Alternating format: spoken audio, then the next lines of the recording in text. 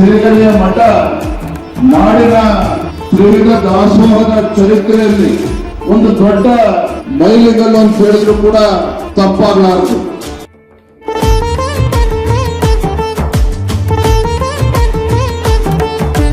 ಇವತ್ತು ಯಾವುದೇ ಒಂದು ರಾಜ್ಯ ಸರ್ಕಾರವು ಕೂಡ ಅಷ್ಟು ಉತ್ತಮವಾದ ಕೆಲಸ ಮಾಡೋದಕ್ಕೆ ಸಾಧ್ಯ ಆಗೋದಿಲ್ಲ. ಅಂತ ಸೇವೆಯನ್ನು ಇವತ್ತು ನಮ್ಮ ಮಠಮಾನ್ಯಗಳು ಮಾಡ್ತಾ ಇರ್ತಕ್ಕಂಥದ್ದು.